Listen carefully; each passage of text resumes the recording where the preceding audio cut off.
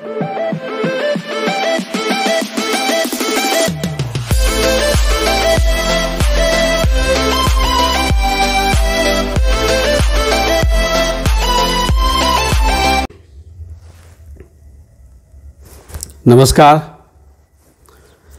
एक समय की बात है कि जैसा हम सब जानते हैं कि नारद मुनि के मन में कभी कभी अपने इष्ट देव के प्रति शंका हो जाया करता है। तो इसी तरह से एक बार नारद मुनि के मन में शंका हो गया कि भाई भगवान तो सर्वत्र व्याप्त रहते हैं, लेकिन जो भगवान सर्वत्र व्याप्त रहते हैं वो तो निराकार होते हैं, लेकिन हमारे इष्ट देव जो हैं वो तो सगुण ब्रह्म हैं, साकार हैं, हमारे साथ हैं, फिर भी वो कण कण में व्याप्त हैं, लेकिन आखिर उनका कोई निवास स्थल तो होगा। जैसे एक आदमी जो है दिन भर काम धाम करता है इधर उधर, देर शाम को रात में एक निश्चित जगह पर आकर के आराम करता है, तो उसी तरह से हमारे प्रभु भी तो सगुण ब्रह्म हैं, भक्तों के साथ तो दिन भर रहते हैं, पर रात उत में तो कहीं वो रहते होंगे ना भाई निश्चित जगह पर। तो ये सवाल उनके मन में बहुत दिनों से चल रहा था, बड़ी परेशान थे। आखिरकार एक दिन अपने इष्ट देव भगवान विष्णु से पूछ ही डाले। उन्होंने कहा कि प्रभु, मैं जानता हूं कि आप घट घट में व्याप्त हैं, लेकिन आखिर आपका कहीं निवास स्थल तो होगा।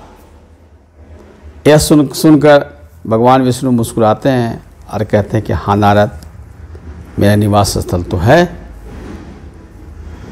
तो नारद जी ने पूछा कि तो कहाँ है, जरा मेरे को बता दीजिए, मेरे मन में बहुत दिनों से ये सवाल चल रहा है। तो भगवान विष्णु ने कहा कि नारद, नाहम तिष्ठामि वैकुंठे, नाहम तिष्ठामि वैकुंठे जोगी नाम हृदय न च मद भक्ता जत्र गायन्ते तत्र तिष्ठामि नारद।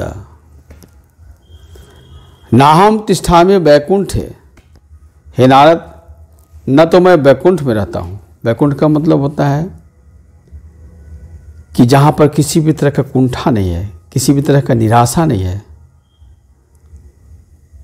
वहाँ पर भी मैं नहीं रहता हूँ,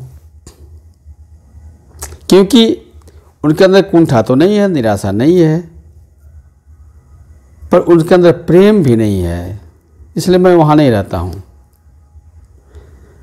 नाहम तिष्ठामि वैकुंठे जोगी नाम हृदय न च, नारद, जोगियों के हृदय में भी नहीं रहता हूँ, क्योंकि जोगियों का हृदय जो होता है ना, वो ऊसर भूमि की तरह होता है, उपजाऊ नहीं होता है, उनके अंदर प्रेम नहीं है, उनके अंदर अपनापन नहीं है, बिल्कुल उनका जो हृदय है वो मरुस्थल की तरह, मरुभूमि की तरह है, इसलिए वहाँ पर भी मैं नहीं रहता हूँ। तो रहता कहाँ हूँ? तो सुनो, मद भक्ता जत्र गायन्ते तत्र तिष्ठामि नारद। हे नारद, मेरे भक्त लोग जहाँ मेरे नाम का कीर्तन करते हैं, हमारे नाम का गुणगान करते हैं, वहाँ पर मैं निवास करता हूँ। वहाँ पर हमें जाना पड़ता है, वहीं पर मैं अपने आप को स्थापित कर देता हूँ। तो बंधुओं, तब नारद के मन में जो शंका था वो खत्म हो गया।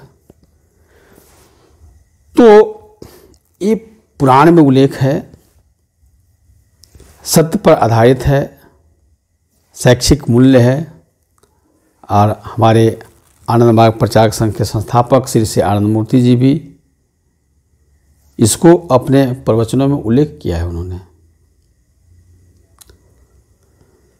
और वो कहते हैं अपने भक्तों से कि जहाँ पे बाबा नाम केवलम कीर्तन, कई लोग मिल करके पूरा समर्पण भाव से गायन करते हैं, वहाँ पर मैं अपने आप को नहीं रोक पाता हूँ। वहाँ पर हमें जाना ही पड़ता है और वहाँ पर अपने आप को उपस्थित करके आनंद की अनुभूति करता हूँ। इसलिए बंधुओं, जहाँ कहीं भी कीर्तन होता है, भक्तगण पूरा प्रेम से समर्पण भाव से कीर्तन करते हैं, वहाँ पे आनंद की अनुभूति होती है, पॉजिटिव वाइब्रेशन पैदा हो जाता है, पवित्र तरंग पैदा हो जाते हैं, जिसके फलस्वरूप वहाँ पर उपस्थित सभी लोगों के मन का टेंशन खत्म हो जाता है, दुख दूर हो जाता है, खुशी के सागर में गोता लगाते रहते हैं भक्त मंडली।